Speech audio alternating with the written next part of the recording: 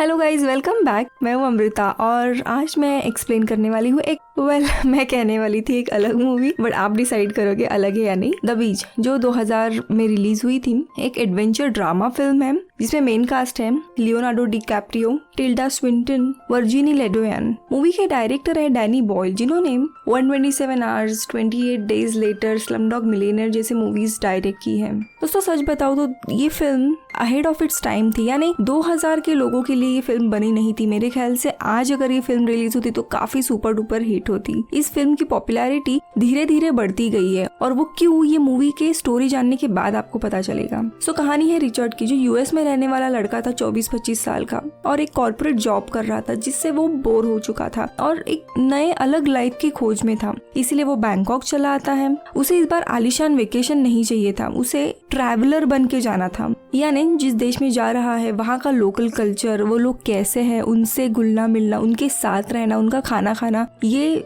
उसको करना था। ये एक अलग लाइफस्टाइल चेंज उसे करना था। इसीलिए वो एक छोटे से लोकल जगह पे रह रहा था। इस बार इस जगह उसकी मुलाकात होती है फ्रैन और इटी से। ये दोनों कपल रहते हैं, दोनों भी फ्रेंच थे।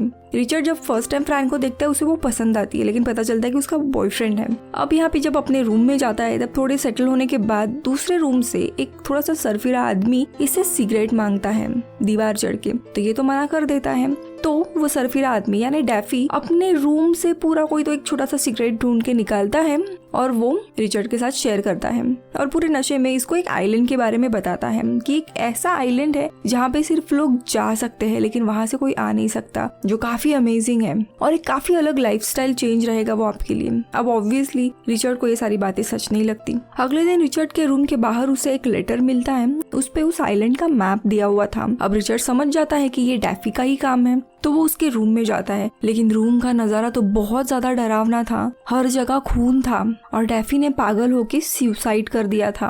अब रिचर्ड बाद में उस आइलैंड के बारे में सोचने लगता है कि अगर यहाँ पे आए ही है तो एक नया एडवेंचर कर ले। इसी दरम्यान उसकी दोस्ती फ्रैन और इटी से हो जाती है और वो उनको इस आइलैंड के बारे में बताता है, तो वो दोनों भी रेडी होते हैं आने के लिए। उसी दिन शाम को रिचर्ड की मुलाकात दो सर्फर से होती है और यहाँ पे बातों बातों में आइलैंड का टॉपिक निकलता है। उनको भी वो आइलैंड पता था लेकिन रास्ता पता नहीं था और वो रिचर्ड से पूछने लगते हैं कि तुम्हें कैसे पता, तुम जाना चाहते हो क्या? तो रिचर्ड थोड़ा टॉपिक चेंज कर देता है, कहता है कि मुझे नहीं पता और वहां से निकल जाता है। लेकिन अगले सुबह जब निकलना रहता है तब उस मैप की एग्जैक्ट कॉपी वो बनाता है और उनके डोर पे लगा के चला जाता है जैसे डैफी ने इसको दिया था। अगले सुबह ये तीनों भी मस्त एडवेंचर के लिए निकल जाते हैं। इनकी बोट उस मेन आइलैंड के पास वाले आइलैंड पे इनको छोड़ के चली जाती है क्योंकि मेन आइलैंड पे कोई भी जाने के लिए तैयार नहीं था। फिर अभी वो आइलैंड 1 से 2 किलोमीटर दूर था, तो ये लोग पूरा स्विम करके वहाँ पे चले जाते हैं। जैसे कि तीनों भी उस आइलैंड पे पहुँचते हैं दोस्तों, उनके सामने बहुत ही बड़ा कैनबिस का फार्म होता है। ये देखने के बाद वो तीनों भी पागलों की तरह झूमने लगते कि वाह, ये सब बेच के हम तो अमीर बन सकते हैं। लेकिन तभी रिचर्ड की नजर एक बंदर पे पड़ती है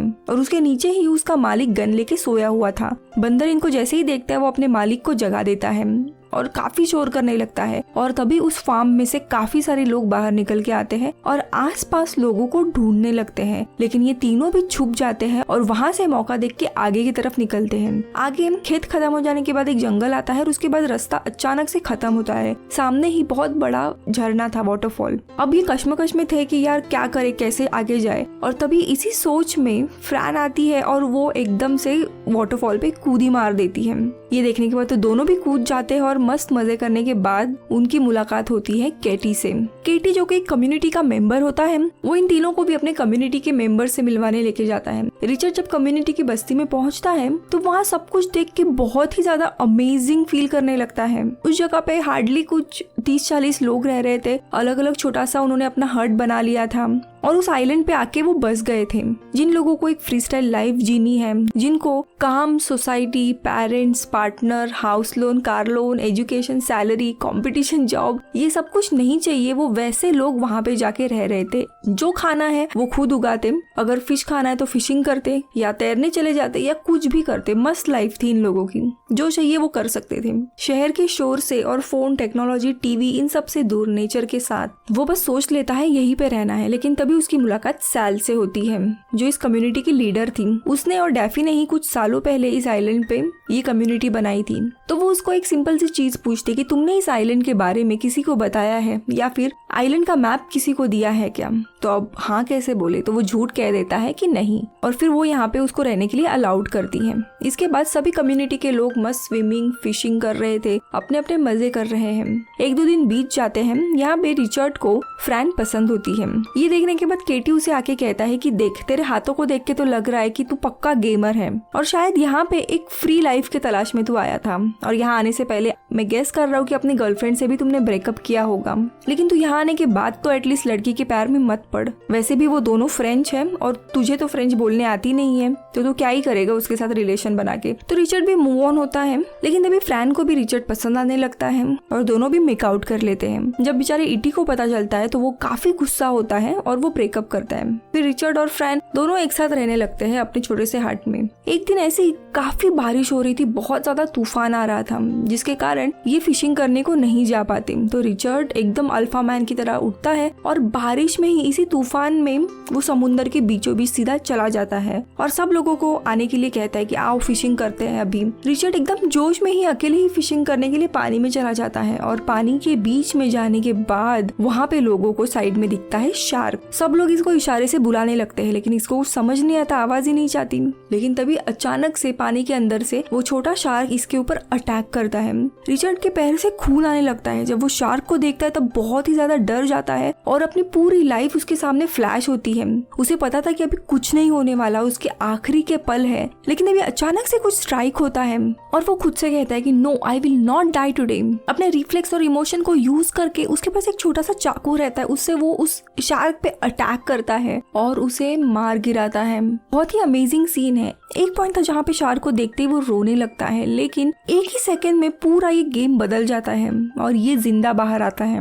अब शार्क को मार गिराया मतलब सारे लोग इसका एकदम प्रेजिंग करने लगते हैं, सब लोग काफी खुश होते हैं। लेकिन तभी वहाँ पे सैल का बॉयफ्रेंड बग, उसको बहुत ही गुस्सा आता है एंड वो इसको टॉन्ट मारने लगता है। तो ये भी सार्कास्टिकली उस पर रिप्लाई देता है। आपको सारे लोग रिचर्ड की साइड लेते हैं और एक अल्फा मैन की तरह इसकी एक इमेज बन जाती है सबके बीच में। दोस्तों भले ही ये लोग एक आइलैंड पे रह रहे थे, लेकिन इनको राइस और बेसिक चीजों की जरूरत थी। इसके लिए सैल और कोई ना कोई हर महीने शहर जाता था। तो सैल रिचर्ड को अपने साथ लेके जाती है। सब लोग अपनी अपनी लिस्ट देते हैं और ऑलमोस्ट 100 से भी ज्यादा आइटम इन दोनों को लाने थे।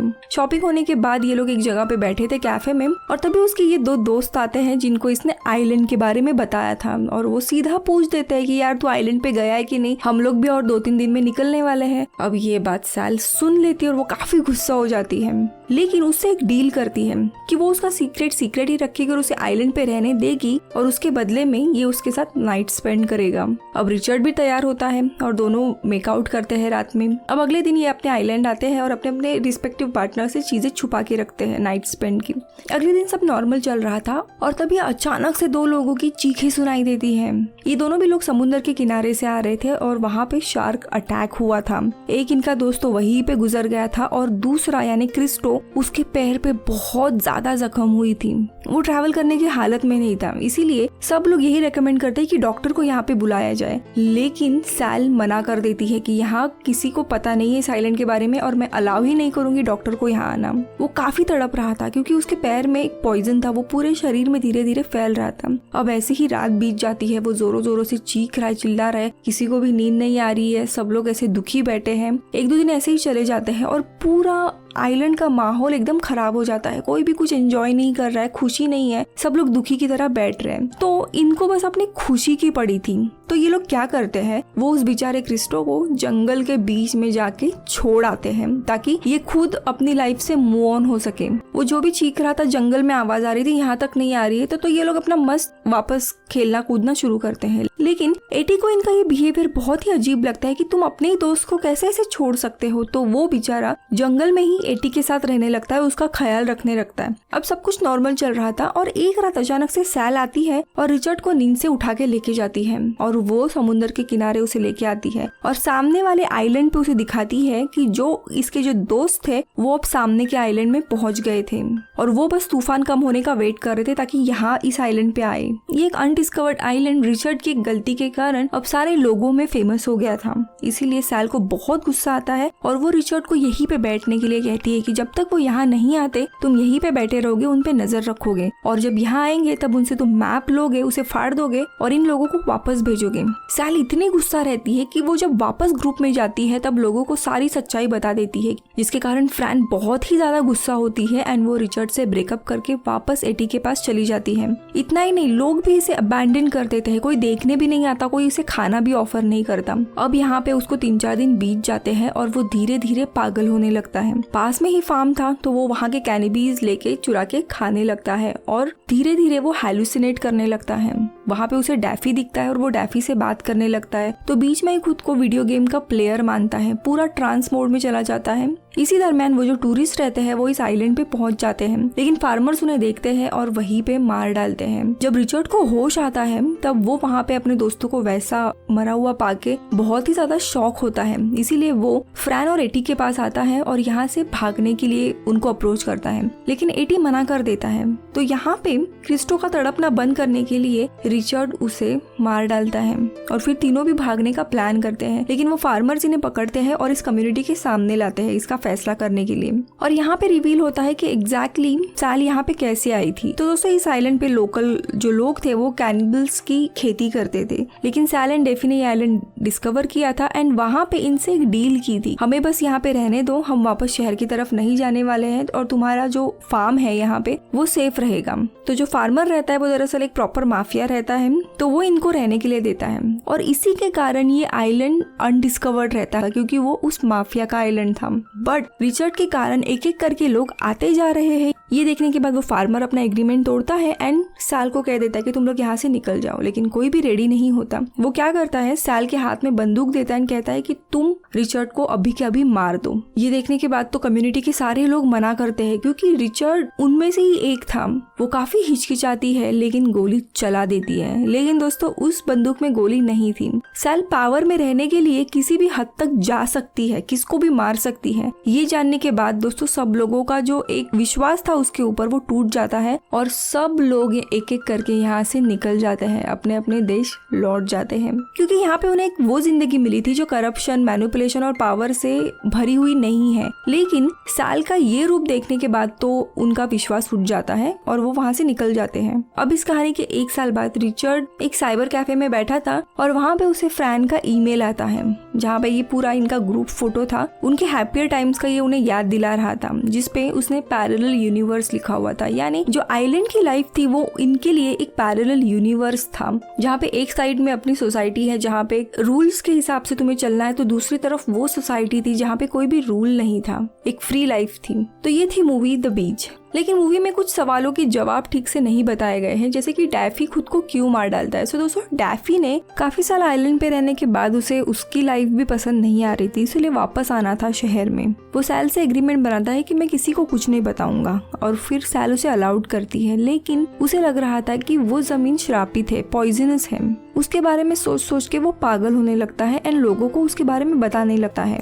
जितने ज्यादा लोगों को उसके बारे में पता चलेगा उतना ही क्राउड बढ़ेगा और फिर वहाँ के सारे लोग उस आइलैंड से निकल जाएंगे ये सोच के। लेकिन उसका पागलपन इतना ज्यादा बढ़ता है कि वो खुद को टॉर्चर करके मार डालता है, लेकिन मरने से पहले मैप वो रिचर्ड को दे के जाता है। सेकेंड थिंग, जब ये मूवी रिलीज हुई थी तब लोगों के मिक्स्ड रिव्यू थे, लोगों को पसंद नहीं आई, काफी बेसिक लगी स्टोरी, कुछ नया नहीं था। लेकिन फिर भी आज जाके ये मूवी बहुत ही ज्यादा फेमस हो रही है और इसको IMDb पे 6.9 की रेटिंग है। क्यों? आपने भी जब ये वीडियो देखा तब स्टोरी नॉर्मल ही लगी होगी, राइट? लेकिन दोस्तों समझने वाली बात ये है मूवी की यूनिक स्टोरी, उसका डायरेक्शन, सिनेमेटोग्राफी, एक्टिंग और इस पूरी स्टोरी को एग्जीक्यूट करने के लिए लिया गया लोकेशन, ये सब मिला के जो फिल्म या जो प्रोडक्ट बना है वो बहुत ही अमेजिंग है। और जो रियल ट्रैवलर है, जो हमेशा एक नई जगह के खोज में रहते हैं, एक नया कल्चर ढूंढने जाते हैं, उनके लिए ये फिल्म काफी अमेजिंग एक्सपीरियंस था। ये मूवी आज के जमाने के लिए काफी सूट करती है, क्योंकि कहने के लिए तो टेक्नोलॉजी हमारे हेल्प के लिए है, लेकिन सबको पता है हम सब लोग उसी में जकड़े हुए हैं और अपने इस रियलिटी से भागना चाहते हैं किसी शांत जगह पे, शायद पहाड़ों पे या फिर समुद्र किनारे या किसी आइलैंड पे। तो यही रिचर्ड का कैरेक्टर था। सो इस मूवी के एक और एंडिंग है जहाँ पे सब लोग सैल को उधर ही उस आइलैंड पे छोड़ के अपने अपने निकल जाते हैं और सैल खुद को गोली मार देती है। रिचर्ड का इस आइलैंड से निकलने के वक्त एक एपिलॉग है कि मैंने इस छोटे से समय में एक ऐसी जिंदगी बिताई है जिसकी मैं हमेशा होप करता था और आज मैं वापस वही जा रहा हूँ जहाँ पे मुझे नहीं जाना चाहिए था, लेकिन मैं अपनी जिंदगी से संतुष्ट हूँ। लेकिन ये बात तो सच है कि मैं अपने शरीर पे घाव लेके चल रहा हूँ, लेकिन ये घाव मेरे इनाम है। और मूवी इधर ही खत्म हो जाती है। और मुझे कमेंट सेक्शन में बताओ आपको ये वीडियो कैसा लगा। मैं मिलूंगी आपसे अगले वीडियो में, तब तक के लिए बाय बाय।